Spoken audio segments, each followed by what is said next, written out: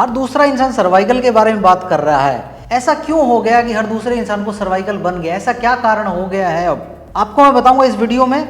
Plus आपको जानने को यह मिलेगा कि क्या आपका दर्द सिर्फ मसल का दर्द है या एक्चुअल सर्वाइकल स्पॉन्डिलोसिस बन गया है। और इस वीडियो में बात करेंगे कि कैसे इसको नेचुरली ठीक करना है बिना सर्जरी के। सर में दर्द होना, आंखों की रोशनी घटना, चक्कर आना, उल्टी आना, हाथ में सूनापन, झुंझुनी, पकड़ कम हो जाना, बटन ना बंद कर पाना, आलस रहना, नींद में कमी आना, डार्क सर्कल होना, डाइजेस्टिव इश्यूज होना, साथ के साथ चेहरे के एक्सप्रेशन चले जाना, कोई चीज़ को याद करने में, मेमोरी में, एनालिटिकल पावर में दिक्कत होना, यहाँ के गर्दन के आसपास खिंचाव रहना, बाल झड़ना, एंग्जाइटी रहना, पाल्पिटेशन रहना, छाती के पास दर्द आना, कंधे के पीछे दर्द आना, ये सारे दर्द सर्वाइकल स्पॉन्डाइलोसिस के हैं। प्लस ये आपको शारीरिक रूप के साथ साथ मानसिक रूप से भी बीमार करता है। सर्वाइकल स्पॉन्डाइलोसिस का दर्द 4 जगह से निकल सकता है। पहला मसल, दूसरा लिगामेंट, तीसरा नर्व्स, चौथा फैसेट जॉइंट। मसल की बात करेंगे, जैसे कि आप एक दिन सोए, उल्टा सो गए गलती से, बहुत ज़्यादा थके हुए थे, सुबह देखा आपने गर्दन बिल्कुल हिल नहीं रही है, जकड़ गई है गर्दन, 3-4 दिन के बाद ठीक हो गई है। ये है मसल का दर्द। जैसे कि आप सामान लेके जाते हैं, सब्जी को डाल के रखते हैं ऐसा थैले में, यहाँ पे भी डाल के रखते हैं दोनों हाथों में, और इसके बाद जब घर आते हैं तो आपका जो हाथ है वो सीधा नहीं होता, मसल का दर्द है। वैसे ही गर्दन को आपने ओवर यूज़ कर लिया है, गर्दन की मसल अकड़ गई है, स्पैज़म में चली गई है, टेम्पररी दर्द होता है, 2 से 3 दिन में ख़त्म हो जाता है। इसका मतलब ये मसल का दर्द है। सर्वाइकल स्पॉन्डिलाइटिस में दूसरा लिगामेंट से दर्द आ सकता है। कैसे? बहुत ज़्यादा अगर मोबाइल कोई चला रहा है, लैपटॉप पे काम है, उल्टा सोते हैं, बहुत ज़्यादा गर्दन के झुकाने वाले काम करते हैं, तो लिगामेंट जो सपोर्ट करता है स्पाइन को वो ढीला हो जाता है, उसको बोलते हैं लिगामेंट लेक्सिसिटी, या टाइट हो जाता है बहुत ज़्यादा, उसको बोलते हैं हाइपोट्रोफाइड। तो लेक्सिसिटी और हाइपोट्रोफाइड दोनों के अंदर स्पाइन की स्टेबिलिटी हिल जाती है और यहीं से शुरुआत होती है एक्चुअल सर्वाइकल स्पॉन्डाइलोसिस बनने की। मसल और लिगामेंट का दर्द अक्सर गर्दन के आसपास ही रहता है, इसको एक्सियल नेक पेन कहा जाता है। अब सर्वाइकल स्पॉन्डिलाइटिस 2 तरीके का होता है, ट्रोमैटिक और नॉन ट्रोमैटिक। ट्रोमैटिक का मतलब जैसे किसी ने कोई सामान उठाया, गर्दन पे सामान उठाया, कंधे पे सामान उठाया, गिर गया, एक्सीडेंट हो गया, तो आपने देखा होगा कि यहाँ की गद्दियाँ होती हैं 7 पीछे की तरफ, टोटल 7 मणके होते हैं और यहाँ पे गद्दी होती है, 6 गद्दी होती है। अगर इनमें से कोई गद्दी फट जाती है तो उसका पानी लीक करके बाहर आ जाता है। पानी लीक करके बाहर आएगा और नस को दबा देगा, या तो लेफ्ट हाथ की नस को या राइट हाथ की नस को। अगर गद्दी फटी है 3रे और 4थे नंबर की तो गर्दन के पीछे दर्द आएगा, स्कैपुला में। नस दबी है 4थे से 5वीं की तो आएगा आपके थंब में, छोटी फिंगर में, इसमें। अगर दबी है 5वीं 6ठी तो इन 2 फिंगर में आएगा, 6ठी 7वीं दबी है तो यहाँ पे आएगा। आपने सुना होगा C3, C4, C4, C5, इसका मतलब है ये नस है, इनका नंबर है कौन सा दबा है। इसके साथ हाथ में झुंझुनी आ सकती है, सूनापन आ सकता है, घबराहट रह सकती है, हाथ की पकड़ कम हो सकती है। ये है traumatic spondylosis. Post traumatic spondylosis कई बार दवाइयों से भी रिस्पॉन्ड नहीं करता, इतना ज़्यादा दर्द आता है हाथ में, छाती में, हार्ट अटैक जैसा भी कई बार लगता है।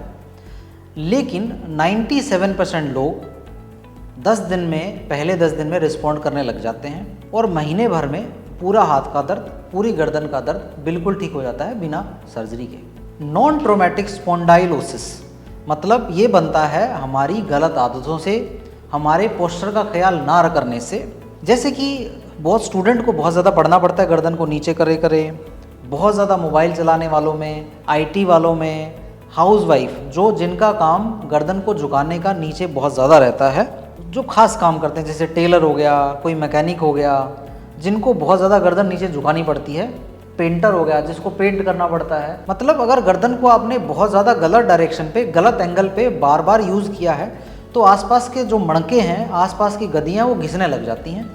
उससे पहले तो मसल में दर्द रहने लगता है, अकड़न जकड़न आने लगती है, टाइटनेस आने लगती है, कड़कड़ की आवाज़ आने लगती है, धीरे धीरे करके सर में दर्द रहना स्टार्ट हो जाता है। ये अमूमन बनता है गलत पोस्चर से, गलत मोबाइल यूज़ करने से और उल्टा सोने से। सर्वाइकल स्पॉन्डाइलोसिस की 4 ग्रेड होती हैं। पहली ग्रेड के अंदर एक्सरे MRI के अंदर कोई भी फाइंडिंग नहीं नज़र आएगी।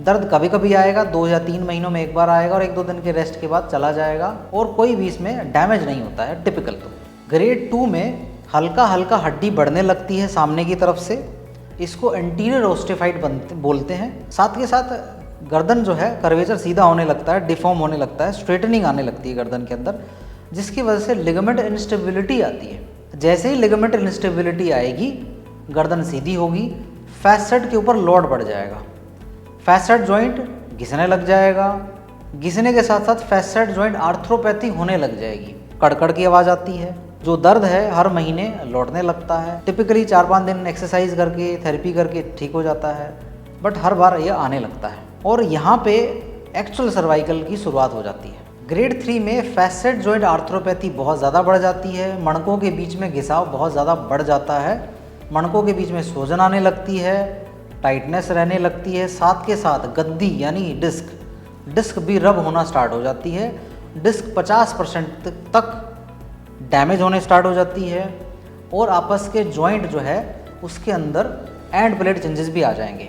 जैसे ये होगा उसके साथ साथ नसें भी दबाव में आ जाती हैं, नसों पे कंप्रेशन आ जाएगा, मसल स्पाज्म रहना स्टार्ट कर देगा, दर्द हर 10 दिन में हर हफ्ते लौट के आना स्टार्ट हो जाएगा, दर्द असहनीय हो सकता है, सर में दर्द रहेगा, चक्कर आने लगेगा, ऐसे लगेगा कि आप एक नाव पे सवार हैं, वो नाव पूरा टाइम हिलती रहती है, कोई काम में मन नहीं करेगा, मानसिक तनाव रहने लगेगा, आंखों पे प्रेशर रहने लगता है, पूरा दिन आलस रहता है, साथ के साथ में सुबह उठते ही बहुत ज़्यादा जकड़न आएगी, दवा से रिस्पॉन्ड नहीं करता, दवा जैसे ही छोड़ेंगे दोबारा आना स्टार्ट हो जाता है। ग्रेड 4 में कंडीशन ग्रेड 3 से और ज़्यादा एडवांस स्टेज पे आ जाती है।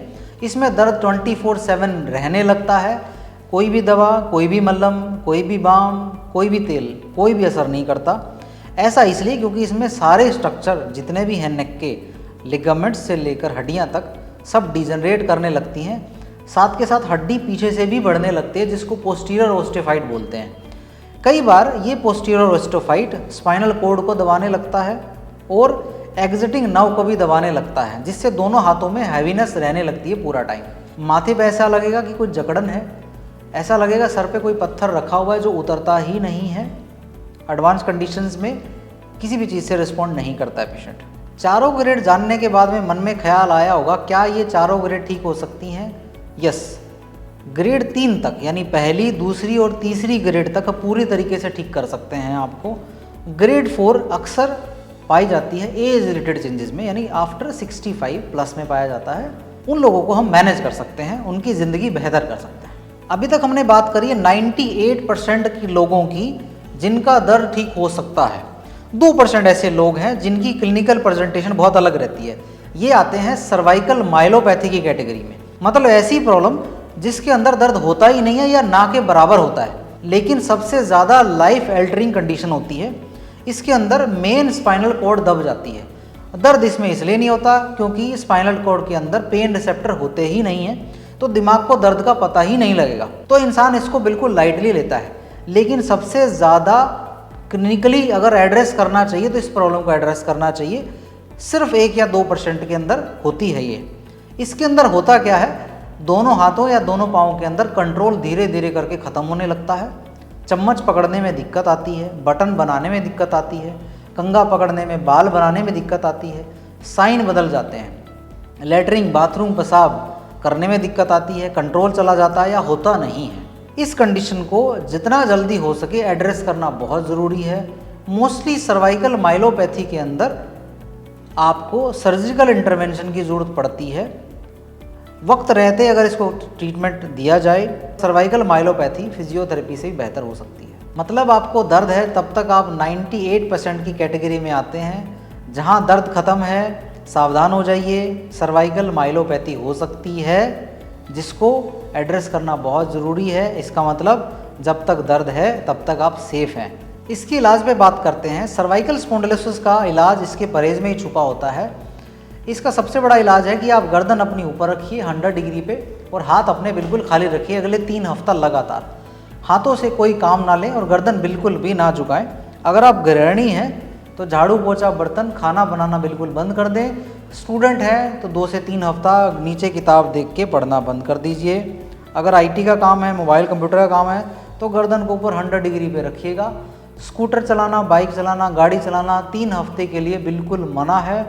ठंडे पैक की सिकाई करनी है आपको दिन में 3 बार 15 से 20 मिनट तक रोज़। बिल्कुल पतला तकिया लगा के सोइएगा, 1.5 इंच का। लिंक मैंने डिस्क्रिप्शन में दिया होगा। आज से आपको सर्वाइकल जल्दी ठीक होगा, नींद अच्छी आएगी। और एक गाना याद रखिए, हाथ रहेगा खाली, गर्दन रहेगी ऊपर। 3 हफ्ते तक ये रिपीट करिएगा, सर्वाइकल का दर्द बिल्कुल जल्दी ठीक हो जाएगा। परहेज के साथ साथ ये 5 एक्सरसाइज और कर लीजिएगा, आपका दर्द घर बैठे ठीक हो जाएगा। दरवाजे के कुंडे में इस तरीके से रस्सी डाल लीजिए और 100 बार खींचिएगा इस तरीके से। इस तरीके से हाथ पीछे रख के गर्दन को खींच के रखिए, 5 सेकंड होल्ड रखिए, छोड़ दीजिए। फिर से खींचिए, 5 सेकंड होल्ड रखिए, छोड़ दीजिए। दोनों तरफ 25-25 बार इस तरीके से चिंटक एक्सरसाइज। पकड़ेंगे, 5 सेकंड होल्ड रखेंगे, छोड़ दीजिएगा। फिर से दबाइए, 5 सेकंड होल्ड रखिए, छोड़ दीजिएगा। 25 बार दोहराना है। इस तरीके से हाथ पकड़ लीजिए, कंधों को पीछे खींचते हुए गर्दन को पीछे लाएंगे, खींच के रखेंगे, 5 सेकंड, छोड़ देंगे। फिर से गर्दन पीछे, दोनों कंधे आपस में मिल जाएंगे, छोड़ेंगे 5 सेकंड के बाद। 25 बार इस तरीके से गर्दन को रोटेट करना है, शोल्डर तक लाने की कोशिश करनी है दोनों तरफ। 25-25 बार। 2 गेम चेंजिंग पॉइंट अंत में। लटकना है, 15 से 20 मिनट वॉक करने के बाद पुराने से पुराना दर्द गर्दन का ठीक हो जाएगा। इस वीडियो को पहुंचाना है ज़रूरतमंद लोगों तक।